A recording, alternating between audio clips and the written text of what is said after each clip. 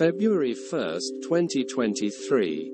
Self-driving car services want to expand in San Francisco, despite recent hiccups.